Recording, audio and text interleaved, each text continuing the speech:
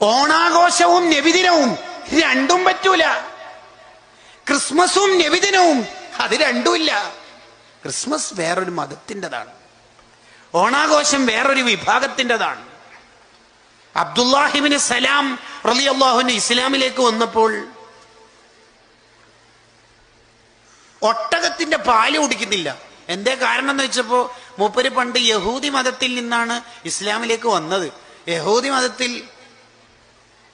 ഒട്ടകത്തിന്റെ പാല് കുടിക്കരുതായിരുന്നു, അതുകൊണ്ട് ഇപ്പോഴും കുടിക്കണില്ല. അപ്പോഴാണ് ഖുർആന്റെ ആയത്തിറങ്ങിയത്, അലോ ഉദ്ഖുലു ബിസ്സിൽമി കാഫ, ഇസ്ലാമിലേക്ക് പ്രവേശിക്കുന്നുണ്ടെങ്കിൽ ഫുള്ള് കേറിക്കൊള്ളണം.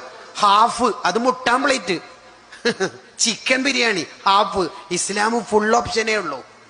ഓണാഘോഷമുണ്ട്, ഇപ്പോഴത്തെ ചെറുപ്പക്കാർക്ക് നബിദിന പരിപാടിയുണ്ട്, ക്രിസ്മസും ഉണ്ട്, പള്ളി പരിപാലനുണ്ട്. ഇതെവിടെ നിന്നാണ് കിട്ടിയത്?